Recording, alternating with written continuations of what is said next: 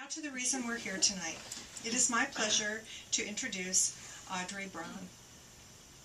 We are just entering the beach read season, when the shelves of bookstores are packed with romances, mysteries, thrillers, and science fiction sagas. We love this time of year. It's the time when readers turn to books that are just plain fun. Audrey Braun's new book, A Small Fortune, is a perfect fit for this season. It begins with a trip to Mexico, where Celia Donnelly goes to relax and find some peace. But, as in all good stories, she meets a mysterious stranger who sparks a long-dead passion within her. And we're off to Zurich, where danger lurks, and Celia must throw herself into harm's way to protect her son and decide whether or not to trust her instincts. Here's what readers are saying about A Small Fortune. A perfect combo of steamy sex, harrowing suspense, global manipulation of power and money. At its center is a smart, gutsy woman. Another reader says, A Small Fortune is a clever read for the thinking woman or man. It proves you don't have to sacrifice your brain for pleasure. This one is satisfying on many levels, with an evil banker right out of the pages of the Wall Street Journal, a day of the iguana setting in Mexico, a pool boy who is more than sexy, and edge-of-your-chair intrigue. And the most succinct, positive endorsement any author can get. Pick it up. You won't put it down. Please join me in welcoming Audrey Braun. So I'm going to begin reading a little ways into the story after they've already arrived in Mexico from Portland, Oregon. And the first day there, Celia meets a man named Benicio at the pool, at the condo where they're staying. And mind you, she's there to sort of repair her marriage. So the very first day she meets this guy and she's immediately attracted to him and they start flirting.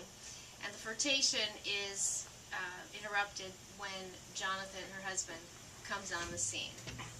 So the very next day, the next morning, Celia she goes for a run on the beach. And after her run, she goes for a swim in the ocean. And as she's emerging from the water, Benicio comes rushing toward her and says, Your husband Jonathan asked me to come and find you because something terrible has happened to your son Oliver. Oliver is a teenager that's been causing a lot of problems in the family, and they're also in Mexico to sort of repair those issues as well. So Celia gets into the car with Benicio, who's supposed to be taking her to help with her son Oliver, and that's where we begin. We rounded the corner and headed in the direction of the condo.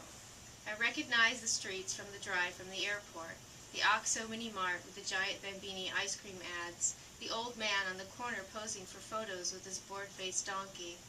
Benicio tore down the streets the way the cab driver had, whipping in and out of curbs and people and traffic. He hadn't looked at me once since we got into the car. Tell me exactly what my husband said. Benicio nodded. He just said there was an accident with your son and could I please find you on the beach. The car careened around another corner.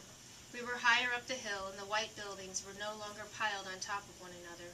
Trees and grass began to fill the spaces in between. Where are we? I asked. I don't recognize anything. It's a faster way. I cut around the outside so I don't have to stop so much. He wiped the sweat from his forehead while his eyes repeatedly checked the rearview mirror. I glanced back. A dingy white car like the one we were driving was following at the same breakneck speed. There were 3, maybe 4 men inside. My whole body heated from the inside out. A memory shot up of the time Oliver broke away from me and darted into the middle of 23rd Avenue. He was 2 years old, convinced it was a game. I screamed for him to stop. He laughed over his shoulder and headed straight into the oncoming cars. The sound of horns and screeching brakes finally brought him to a halt. He looked around and smiled at all the sudden attention. I was furious.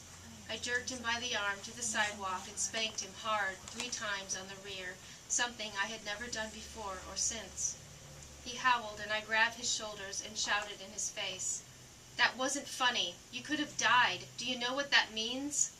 Of course he didn't know, but it would take another 20 minutes for me to realize this, for me to calm down, let go of the terror, allow my rational mind to catch up. He's safe. He's safe. He's safe. I rolled the window all the way down and told myself that everyone drove this way here. I told myself that if something was wrong with Oliver, I would know deep down inside the way mothers know things. In fact, something inside did feel terribly wrong, but only in the sense that if I didn't get out of this car right now, Oliver would never see me again. Stop the car. What? Stop the car. Why? Don't you want to get back? The look of confusion on his face nearly made me lose my resolve. Now. He hit the brake, and I braced against the dash to keep from pitching forward. Sorry, he said, I'm not used to driving this car. He pulled to the curb and stopped. An emaciated dog skittered out of the way. What's wrong? He asked. I didn't answer. I don't think you should. Again his eyes searched the mirror. I looked behind us. The white car was gone. I opened the door and realized I didn't know how to find the condo from there. You sure you don't want me to drive you? I jumped out. Okay, he said. Take that street right there, follow it back down toward the ocean, and go left at Badillo Street. You'll see the condo on the left. I felt a wave of foolishness for being so untrusting, while at the same time I was too uneasy to get back in. I hesitated, and my nose filled with exhaust and dog piss and the piles of garbage rotting in the heat. Flies buzzed the car. I was about to shut the door when a commotion broke out behind me.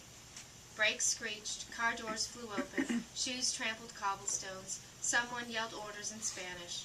From the corner of my eye, I saw the white car and then the men who had been inside. There was no time to run. My mouth was already covered by a thick hand smelling of onions and soil, my own hands twisted at my back. Another man pressed a sweet-smelling cloth over my nose. No, I screamed, but barely made a sound. Everything happened so fast. I struggled to breathe, fiercely sucking air, an instinct beyond the realization that this was what they wanted, for me to breathe as deeply as I could. I was already woozy, my hearing fading away. I had been an ungrateful, neglectful wife to Jonathan, a resentful mother to Oliver. They would never know how sorry I was, how much I wished I could make it up to them. I would never be able to tell them how in that moment my love for them wrenched my insides more violently than the fear of what might happen next. What happened? What happened? Lots more bad things. Did this come from some experience that you had? Oh, well, no. Well, the majority of it, no. I mean, I've been to Puerto Vallarta a lot, and I really love it there. And I've been to Zurich, and I do have a surly teenage son.